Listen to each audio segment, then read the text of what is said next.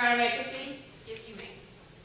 Ms. Roman, you just told us that you don't think the guardrails extend far enough. Is that right? When the accident occurred, yes, the guardrail was not extended far enough. You believe that a guardrail would have protected the defendant from hitting a tree. Yes, and luckily the guardrail has been extended since then. Ms. Roman, to be fair, if there had been a guardrail, the defendant would have just hit a guardrail instead of a tree. Right, and that's why guardrails exist, because hitting guardrails is less hurtful to the drivers and the passengers than hitting a tree. So let me get this straight. The defendant would still get in an accident. You just think it wouldn't have been as bad? Right, I don't think it would have been fatal for Vanessa Sullivan. Well, let's talk about what happened before the defendant got in this accident. You told us he was going northbound on Canyon Road. That's right. This is a very curvy road. It is. A road that you believe is dangerous. I certainly do. Ms. Roman, there is a speed limit on this road. There is. It's 35 miles per hour. That's right. The speed limit on Canyon Road is 35 miles an hour. Your Honor, may I be able to move where I can see what you're posting? Absolutely. The defendant, when he was driving down this road, he was speeding. Yes, the defendant was going 51 miles an hour. That's right. The defendant was going 16 miles an hour over the posted speed limit. That's right. At 1 o'clock in the morning. Yeah, I believe it was maybe a few minutes before 1, maybe right at 1. But Either way, it was dark outside. yes. So the defendant was speeding at 16 miles an hour over the speed limit in the dark, That's correct. in the pouring rain. Well, I wasn't there that night. From my understanding of reading different case materials, it seems like it was raining that night. I can't say how hard. 16 miles an hour over the speed limit in the rain, That's right. around a curve that even you think is dangerous. Right, but the defendant would have had no way of knowing there was a curve coming up at that point. Ms. Roman, I'm not asking you about what you think the defendant may have known or not have known. I'm asking you about what the defendant did.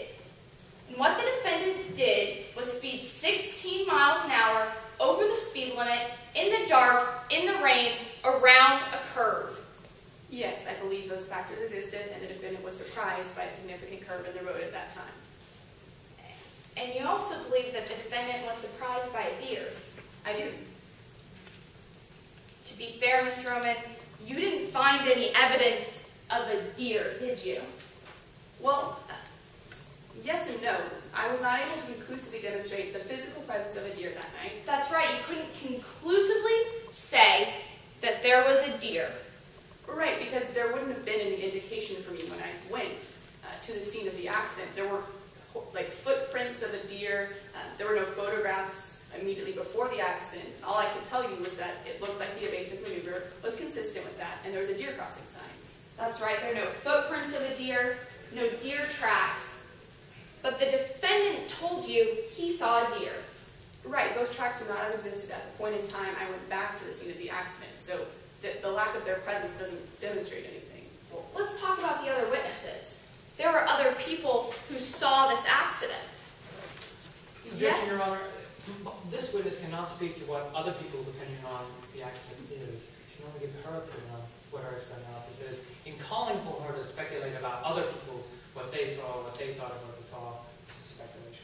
Your Honor, I'm not going to ask this witness about other people's opinions about what happened. I'm going to ask her about her underlying facts and data. She read other affidavits in this case, and under Rule 705, I'm allowed to ask her about her underlying facts and data, including these affidavits, on cross-examination. A response that she's only going to the facts she relied upon. Well, then I ask that you clarify her question and say, I'm asking you about the affidavits and the documents that you received, and not necessarily just this general question of what did the other witnesses see. That's not too vague in this instance. Your Honor, my question was, there were other people involved in that accident. You could make it a little more clear that you're getting into the underlying facts or data. Yes, Your Honor. Ms. Roman, you read several affidavits in this case. Yes, I read the affidavit of Taylor Hobson, of London Bennett, and Danny Dawson. That's right, because Taylor Hobson and London Bennett were also there the night of the accident. Right, Taylor Hobson was in the car and London Bennett lived near the area on the road that the accident happened. And Mr. Bennett, who lived near the accident, he saw it happen. Yes, it said something in his affidavit about him looking away right before it happened, but he seemed to have a pretty good grasp on what went on. And even though Mr. Bennett had a pretty good grasp of what went on, he never saw a deer. Right, and I noticed in his affidavit he said that he looked away right at that point in time the deer would have presented itself. Ms. Roman, you don't actually know when the deer would have presented itself because you don't even know conclusively that there was a deer. Well, actually I do. I was able to reconstruct the sequence of events, so I know exactly when in the course of the drive the driver exited the roadway to complete that evasive maneuver. So based on the timeline in London Bennett's affidavit, I can place that. I'm sorry, Ms. Roman, are you saying that you know conclusively that there was a deer? I'm not. I'm saying at the time the deer would have presented itself, it appeared based on London Bennett's timeline, he wasn't looking. So had there conclusively been a deer, then you would know the timeline. Is that what you're saying? No, maybe I'm not making myself clear. Ms. Roman, I'm sorry. Let me rephrase my question. Mr. Bennett, who you think had a pretty good grasp on what happened, did not see a deer. Right. But, you know, this question has been asked and answered over and over again. It is Can we move on? sustained. Yes, Your Honor. Ms. Roman, when the defendant was driving down that road, in the dark, in the rain, around a curve, you know that he had been drinking. Well, I'm by no means a medical doctor. I was made aware through reading the affidavits that he had been drinking. I don't know if he was drunk, and I don't know how that would have affected the accident. I have no expertise in that area.